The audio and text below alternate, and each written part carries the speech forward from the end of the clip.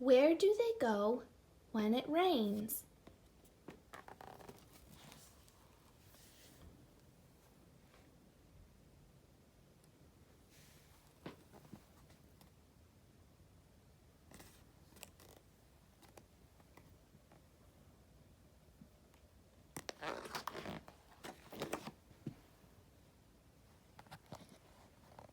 The twins, Luke and Marion, live here.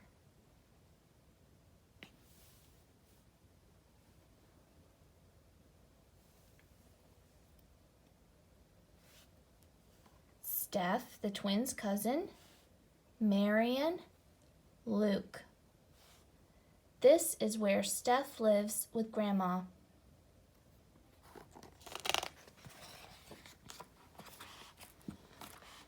It was a warm, sunny morning when Steph picked up the twins from their apartment in town. They walked across the fields to the little house where Steph lived with their grandma. "There aren't enough water plants in my fish tank," said Steph. "I'm going to look for some more at the pond. Who wants to come with me?" "Me, me!" shouted Luke and Marion. Steph picked up 2 jam jars and put them in his rucksack. Grandma added 3 apples.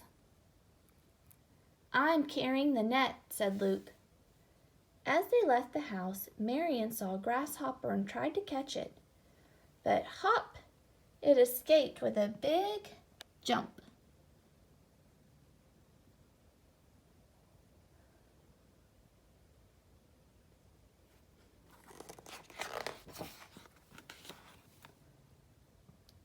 On the way to the pond, they went past a farm. All the animals knew Steph. The goose was curious and came to say hello. The sheep lay asleep in the shade. They didn't like the heat. The farmer brought out some lettuce leaves to feed the chickens. "Here you are," she said. "Give these carrots to the donkey. They're her favorite." 2 sparrows were having a dust bath in the hot sand. They flapped their wings and the sand went everywhere. They looked so funny, the children laughed. It was a very hot day, and the animals were thirsty. Marion wanted to feed the pony, but she was scared he might bite her. Steph showed her how to do it. He put a big tuft of grass on the palm of his hand and held it up to the pony's mouth. Gently, the pony ate the grass. "See, he didn't bite my fingers," said Steph. That morning, all the flowers had opened to catch the sun. The bees came to drink their nectar and collect their pollen. They buzzed around the flowers all day long.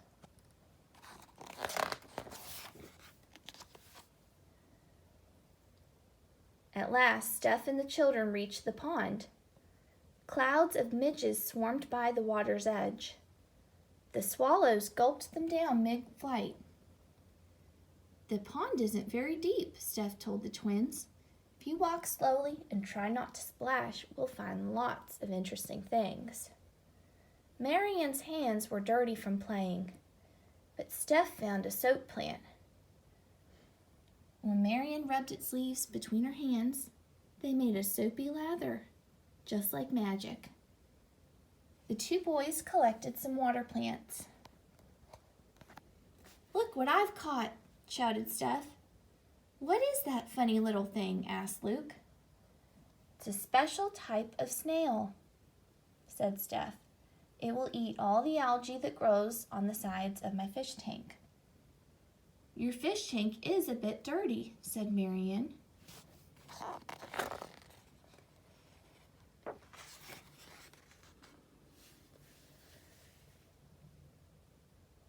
They were having such a great time, no one saw the big black clouds coming. No one apart from the swallows, who stopped catching midges and flew away to find shelter. Steph and the twins ran as fast as they could back to Grandma's house. Steph was worried that the rain would catch them. "What about the animals?" asked Marion. "Where do they go when it rains?"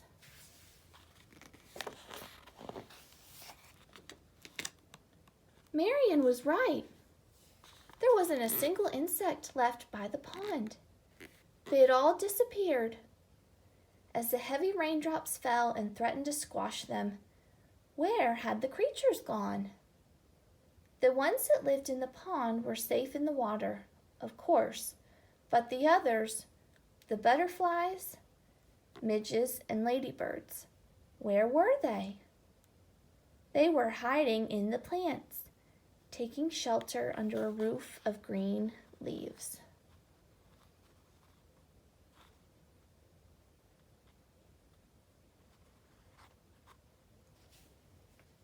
The butterflies had folded up their big wings to protect them from the falling raindrops. But some animals liked the rain.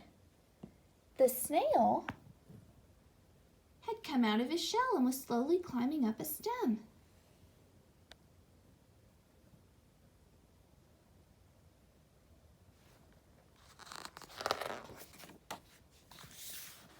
The rain finally caught up with Steph and the children.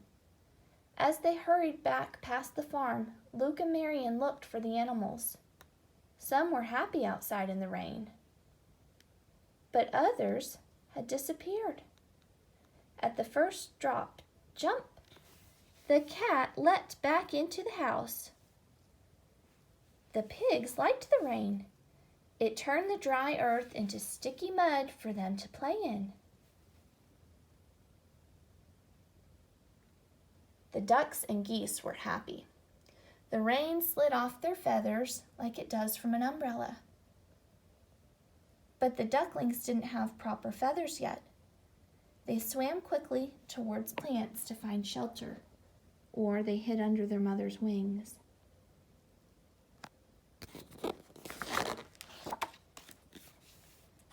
The pony and cow huddled close to the hedge where the wind wasn't so strong. The farmer hadn't built a stable in their field. The poor spider's web was broken, but she hid under a leaf.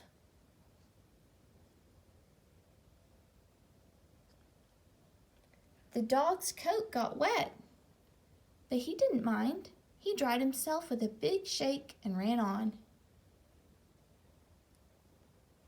The bees flew back to their hive or hid under leaves.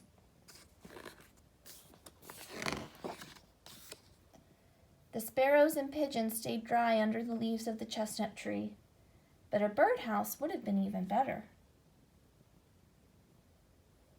Rain made the donkey shiver. She headed toward her shed. The sheep had a thick, woolly fleece to keep her dry and warm. The children loved the rain. On the way home, Marion said, "Look, there's a big puddle.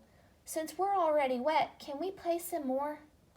"Of course," said Steph, "but only for a few minutes."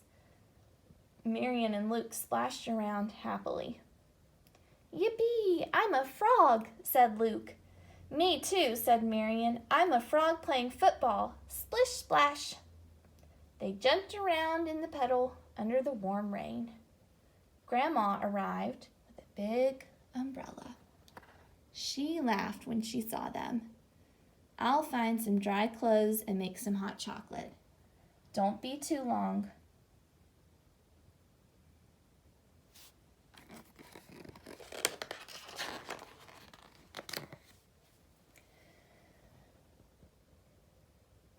It was still raining in the distance, but the sun was shining again.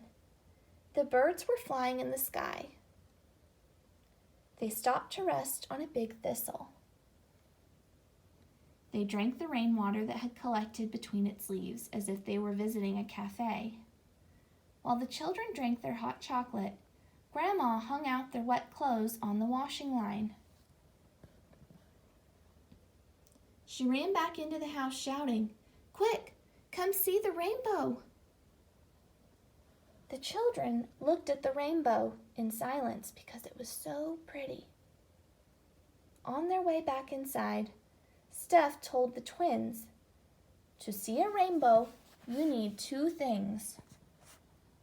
First, it must be raining in the distance, but be sunny at the same time. Then you have to turn your back to the sun and look towards the rain, like you're doing in my drawing."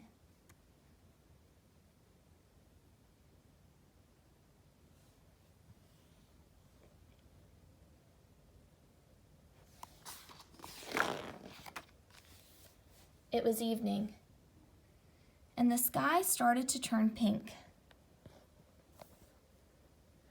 Steph had finished putting the water plants and cleaning Snail in his fish tank. It was time for the twins to go home. Steph walked them back towards town. "Goodbye, Grandma," shouted the children. "Come back soon," she replied.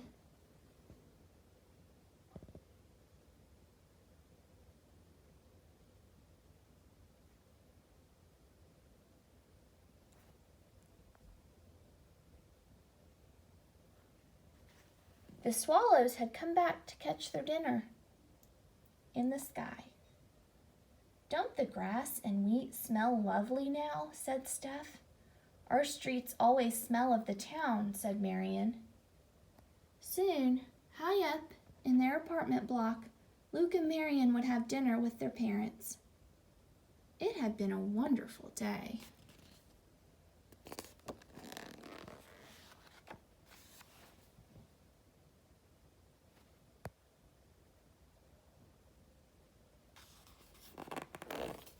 The end.